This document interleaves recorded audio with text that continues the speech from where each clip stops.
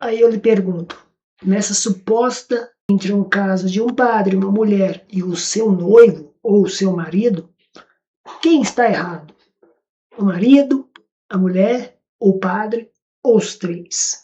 De acordo com a psicanálise, o que poderia ter acontecido nesse contexto todo que tem viralizado na internet em função de ter pego essa condição de traição em flagrante? Se você tem dúvida com relação a isso, ou com relação ao contexto moral, e o que a psicanálise vem falar sobre esse contexto baseado no nosso inconsciente e naquilo que nós temos de princípio de realidade, eu te convido a ficar comigo no início do vídeo até agora. Então, roda a vinheta aí.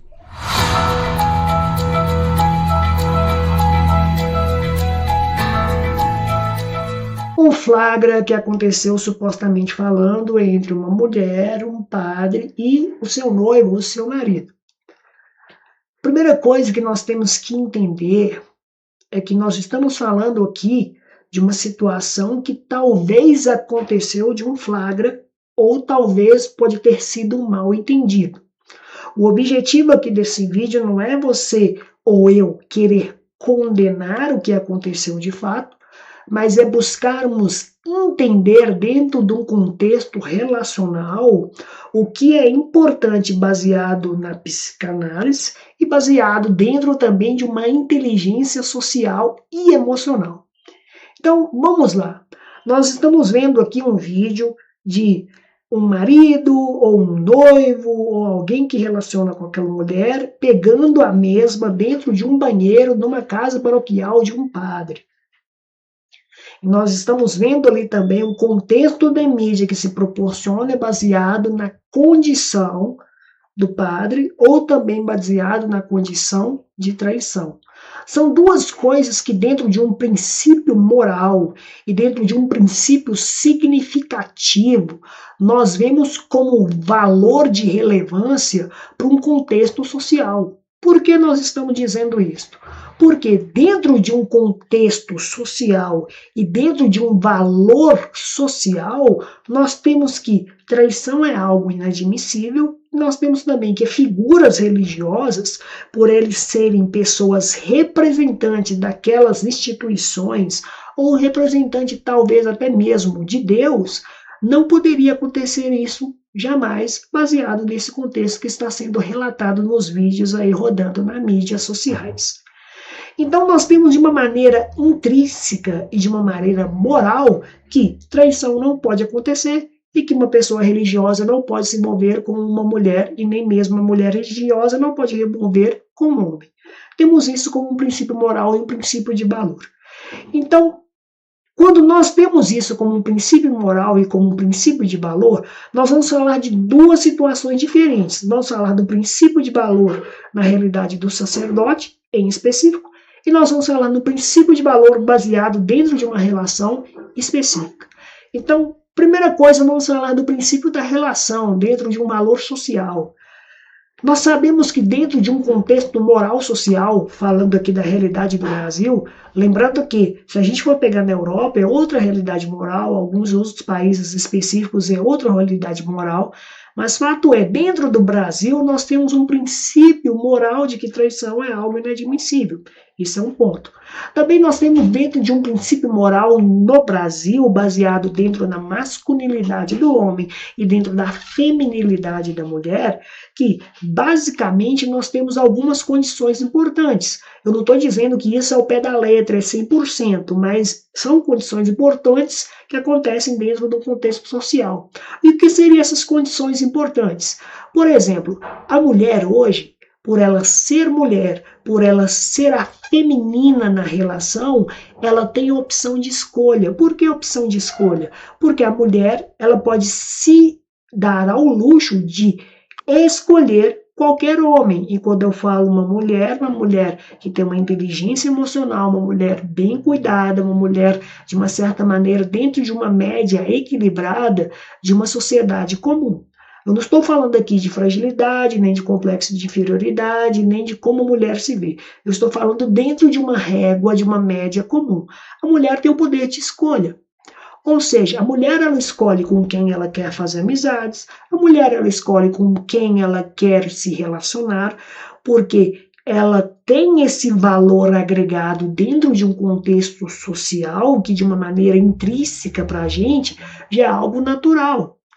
E o poder da decisão de manter uma relação ou não, ela não vem da mulher, ela vem do homem. Por quê? Aqui no Brasil, especificamente falando, nós vemos que não é a mulher que pede um homem em namoro, é o homem que pede mulher em namoro. Nós vemos que não é a mulher que pede um homem em casamento, é o homem que pede mulher em casamento. Então, dentro de um princípio moral, nós temos que a mulher, ela é o feminino, poder de escolha, e o homem é o poder da decisão. Então, quando nós temos esse contexto todo baseado nessa suposição de traição, baseado também nessa condição que o homem ali encontra a sua mulher e a mulher, de uma certa maneira, está ali com medo daquela situação toda que aconteceu naquele momento específico, nós temos que fazer algumas análises críticas e questionamentos importantes. Quais são essas análises críticas e questionamentos importantes? Uma das coisas que a gente ouve muito na internet, principalmente no canal ou conteúdos produzidos de uma maneira masculinizada, exageradamente falando, é que a mulher não pode se relacionar com homem nenhum, a mulher não pode dar brecha para homem nenhum, não existe amizade entre homem e mulher, a mulher é frágil, a pessoa pode se aproveitar disso. Gente, fato é, tanto homem como mulher, quando quer trair, eles traem. Não é a ocasião que faz o ladrão, é o ladrão que aprende a ser ladrão. Não é a fragilidade do outro que faz o outro ser frágil, é aquilo que o outro quer na condição de querer executar. Então, independente de homem, independente de mulher, fato é, quando a pessoa quer trair, ela decidiu trair. E até nos 5 minutos ali, antes da traição, se ela quisesse desistir, ela poderia ter desistido. Mas se ela não desistiu, é porque realmente ela quis trair, ou ele quis trair. Isso é o ponto. Então, a mulher, ela tem esse poder de escolha. E o homem tem o poder da decisão. O homem tem o poder da decisão da seguinte forma. Por exemplo, se o homem ele relaciona com a mulher, ele já vê a condição da mulher e ele entende quem é a mulher, e por isso que é importante você entender e compreender e perceber os valores da pessoa no período do namoro, o homem tem a decisão, e a decisão é qual? Ou prossegue para um noivado, para um casamento, ou então ele rompe aquilo.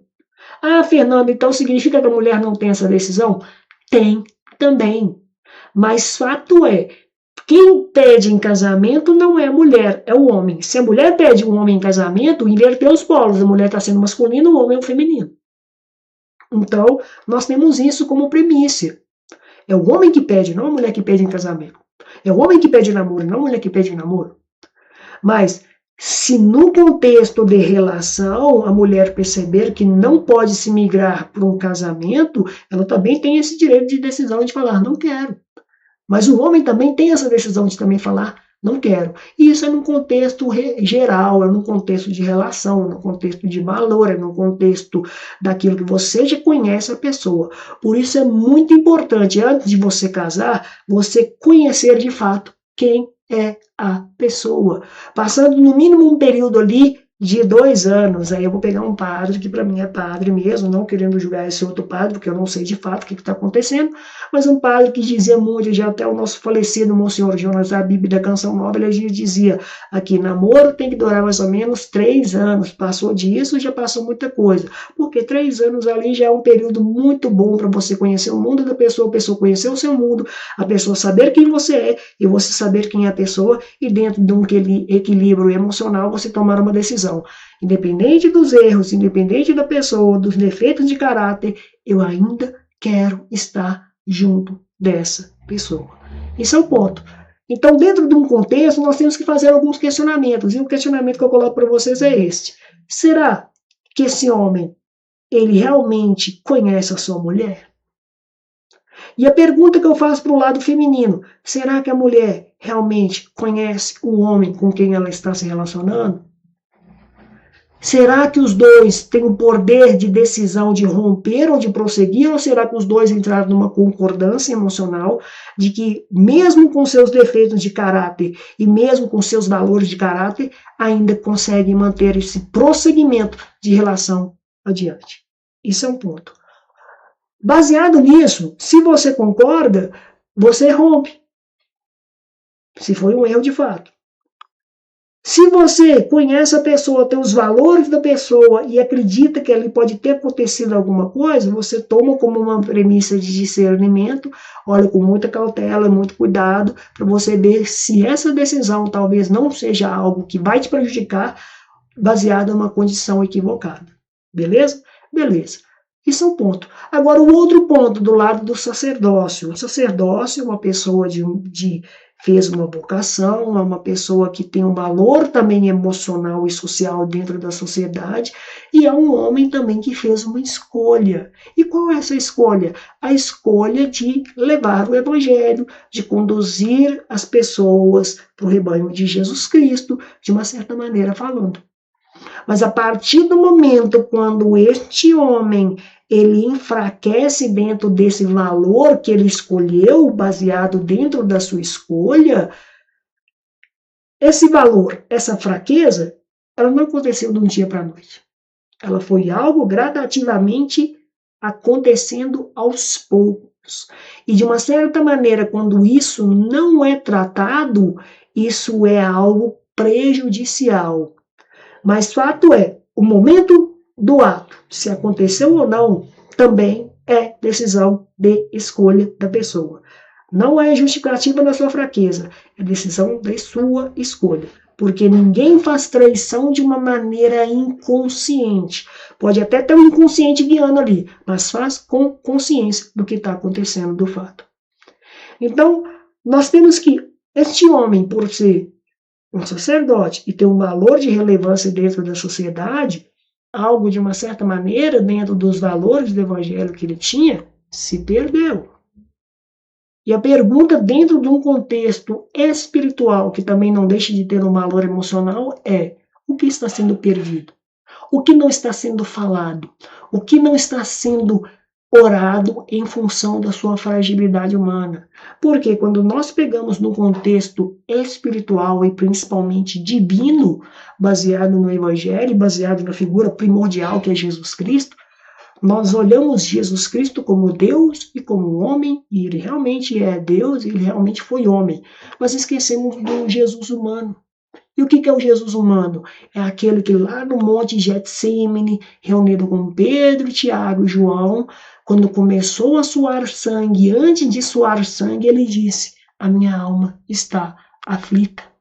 Se o mesmo homem foi Deus, e sendo Deus também sendo homem, disse as suas aflições, dentro de uma figura religiosa, dentro até mesmo de um pastor ou de um padre, ainda dentro de um contexto social valoroso e espiritualizado, as pessoas estão se perdendo e não dizendo as suas angústias humanas. E Jesus diz: a minha alma está aflita. Por que eu estou dizendo isso? Porque nós sempre olhamos dentro da espiritualidade o mítico e o mistério, mas não percebemos o que é o humano e aonde precisa do cuidado humano. E é uma coisa muito importante, porque, querendo ou não, o padre continua sendo homem, querendo ou não, aquela pessoa que talvez pode ser um pastor ou outra figura religiosa, continua sendo homem. Da mesma forma, a mulher, por ser freira, continua sendo mulher. E assim sucessivamente, porque todos nós somos humanos. Ah, então por sermos humanos a gente tem que trair? Não. Por sermos humanos, nós temos que entender que dentro de um contexto social, nós temos atitudes e valores. Só que dentro dessas atitudes e dentro desses valores, aonde eu procuro um equilíbrio perfeito para não prejudicar o outro e eu também não ser prejudicado. Essa é a resposta que a gente precisa de trazer para o nosso dia e para o nosso cotidiano. Agora, se tem alguém falando em extrema situação de que o culpado é o padre, se tem alguém falando em extrema situação que a mulher é culpada, se tem alguém falando em extrema situação que o noivo ou o marido é culpado, de duas uma, todos nós somos culpados, porque Quando nós nos relacionamos, nós temos que entender que nós vamos conviver com pessoas. E convivendo com pessoas, carregamos um princípio moral social. E dentro desse princípio moral social, carregamos valores. E a condição de valor com quem você se relaciona só vai depender da sua escolha e só vai depender de você, baseado no valor que você carrega. E eu não estou justificando e nem cobrando e nem dizendo o valor que você tem, muito pelo contrário, eu respeito muito. Mas você sabendo o seu valor, você sabe qual valor você cobra na vida do outro. E não é cobrança, é reciprocidade. Porque se o outro tem o valor que você tem, fecha essa condição de equilíbrio. Agora, se o outro não tem, a responsabilidade não é do outro, é mais uma responsabilidade sua mesma. A única diferença de mim para você é que a minha deficiência está exposta e a sua não. Um abraço e até o próximo vídeo. Tchau, tchau!